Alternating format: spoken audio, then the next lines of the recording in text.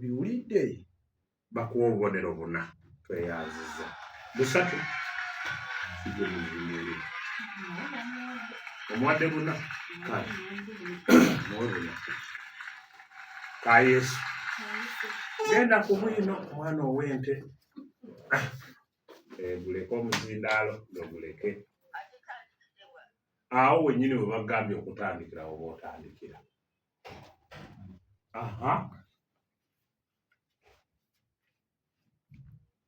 Nga nkyusa kudda ka olwadde eka nga ŋŋenda mu kiriri kyange nga ndowooza abaana b'omwami kye bavudde bannimirira nga banjogerako ebyalebi. Ekyeggulo baakirya simanyi era abakulu baalowooza nti ndi mulwadde naye Mikolo ne Meeya bo baamanya ensonga eyali ebisse emmeeme yange. Enkeera nali ndi awo njota akasana mu luggya. Mu kiseera akasana bwe kawoomerera ennyo aboosi kubanga omubiri gwonna gwali gujjudde empewo. Ababaka b'omwami ne batuuka nga banzirukidde nange ne nsitukiramu anti ekijja omanyi. Ne bantwala kiyumba anaagwa n'ekisubi ku liiso. Bakuwa obubonero butaano. Tweyanza nnyo tweyanze ng'omulungi awuliriza tukwebazizza nnyo kigemuzi kamala okukola ogugwe nga bwenkyalo tutundikira omutendera guno ogwavaawo opitewo tugenda kubeera ne bano wammanga Ssenyomo Michael St. Monica Kajoba Vincent Bukalasa Maina Seminare tujja kuba ne Kaggwa Peter Uganda Matters Kikoma ate ne Katongole James Malongo Baptist. Ababbinkanye mwenna abaayitawo olunaku olw'ekya tubaleetera kasasambula bwa wammwe nga bwe mugenda okubbinkana. Twebaza nnyo bannaffe bano abava Lekebu Restaurant mwebale nnyo mwebalire ddala bakugamba nti kati ekyeggulo kyayidde dda. Bannaffe bano aba New Man's Foods bakugamba nti New Man's Food bakuleetedde obumpwakimpwaki abaatuwa obumpwakimpwaki abaana bano baddayo nabo naye babukola mu bintu bingi. Bakola obumondo obuzungu, bakola obwagonja, bakola mu mpogola, bakola bagiya, bakola obwensujju, basogola akabisi akaganda akasogolerewo ate ne bakamula ne kakamulali nga kandawula bwakayita kayita kakamulali n'olowooza mbu kawooma nnyo. Kale ebintu bino byonna biwooma ate nga birungi ddala. Abamakatini g'amasomero, ab'emikolo, abatambula engendo ez'enjawulo nabagamba dde okateekaawo ku dashboard y'emmotoka ogenda omugunya mpolampola olugendo wamma ne litambula bulungi luno ne sipiidi baazisaze otambula mpola. Kale mu Masaka tusanga edduuka lyaffe liri awo mu kikubo kya Baroda wansi awo ojja kuba otufuna. Bw'oba oyagala okusuubula New Man's ebintu byaffe aba New Man's Foods tukubire ku 0709 906 kiri 709 0709 799 oba 0702 921 718. Bannaffe aba Senior Computer Service International bano bakugamba tuli wali mu Nnyendo ku kizimbe kya Jagenda Complex. Okuwandiika abayizi kugendera ddala mu maaso. Leeta omwana ayiga ebya kompyuta, leeta omwana tumusomese koosi egenda omuyamba mu bulamu bwe bwonna. Ebigezo tukola bya Ubuteebu. Abayizi tubawanika intaneti ne basobola okugenda mu maaso nga banoonyereza ku ebyo bye basoma. Wakyali waggule omuyizi eyamala P7 sini ey'okuna sini ey'omukaaga mujje ate nno mwatunamu abataasomako tuyina enteekateeka yammwe. Kale tukubire ku 0759 82 24 51 oba 0773 27 nkaaga 57 be bannaffe bano ba Senior Computer Services International. Tweyanziza nnyo, tweyanzeege.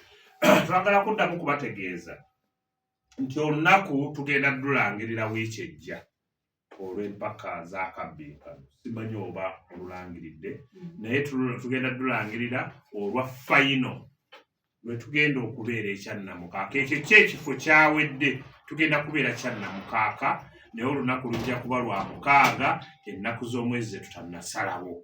Kale tubakunga ab'ekyannamukaaka, tugenda kubeera omujje mulabe bwe tutikkira Ssaababbinkani wa leediyo Buddu. Abaana bano twagalako 2 bokka be tugenda okugatta ku bannaabo bano abaayitawo edda.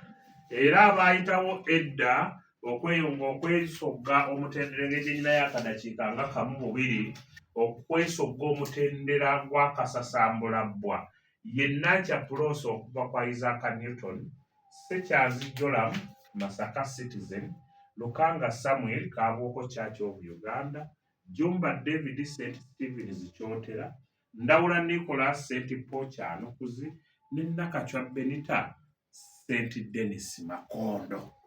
Bano beesoggadda omutendera ogw'akasasambulabbwa. Era mmwe mbagamba nti olunaku olw'enkya, olunaku olw'omukaaga n'olunaku olw'essande mulindirire ennaku zammwe ze mugenda okujja wiiki ejja, mwe tugenda okulonda abayizi 5 abagenda ku mpaka ez'akamalirizo.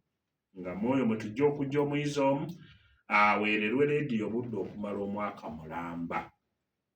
Bwe njogedde bwekyo ka Yesu n'antunuulira n'agamba kale. Naye omwaka mulamba ng'asoma. Owokubiri tumuweerera ttaamu 2, owokusatu ne bamuweerera ttaamu 1. Kyokka owokuna n'owokutaano nabo bafuna ebirabo. Nziramu okugamba nti ekirabo ky'omwana ono owa St. Maurice Lwaggulwe nga ye mukulu Sennabulya Ronald kigenda kuweebwa Kyeyune. Kyeyune yagenda okitwala, kaakati mukadde kano kabalangirire. Neyanzizza nnyo Omulangira Kalema, naye njagala ogamba awuliriza Radio Buddu nti ebibuuzo bye tubuuza wano baleke bitukola ki kubituvuma. Waliwo ava okumpeereza message nti amatu ng'agago. Mwogedde ku matu agannantooke. Bannange. Simanyi oba gennyina wenga tolagi. Nedda. Daniyo. Omukulu ow'ekyanukusi Mwami Kayinga Buddu Easter akutumidde. Tubadde n'abaana bano olunaku olwaleero, tubadde ne Mawanda Dawuda owa St. Peter's College Kisojo, engero teyafunyeewo, obuwangwa n'afunawo 6, ebika n'afunawo 3, bwino n'afunawo 4, ate n'alondayo 3, omugatte gwa bubonero buli 16. Namuyanja Presi Isaac Newton SS, engero yafunyewo 3, obuwangwa n'afunawo 6, ebika n'afunawo 3, bwino n'afunawo 4, n'alondayo 2, omugatte gwa bubonero buli 18. Kayesu Kereni wa Matete Comprehensive, engero yafunyewo 3, obuwangwa n'afunawo 9, ebika n'afunawo 3, bwino n'afunawo 5, n'alondayo 2, omugatte gwa bubonero 22. Ate ye Muwonge Edward owa St. Paul Kyanukuzi, engero yafunyewo 9, obuwangwa n'afunawo 6, ebika n'afunawo 3, bwino n'afuna 5, n'alondayo 4, omugatte gwa bubonero 27. Olunaku olwaleero tuyisizaawo abaana 2 okuli Kayesu Kereni okuva ku Matete Comprehensive n'obubonero 22, ate ne Muwonge Edward okuva ku St. Paul Kyanukuzi n'omugatte gwa bubonero 27. Tweyanzizza nnyo, tweyanzeege ekigemuzi waffe Ababbinkani tusituke tweyezoyoze. Tubadde mu lutalo ate tubakulisa okuwangula okutuuka wano. Abayiseewo tubaagaliza okubbiika.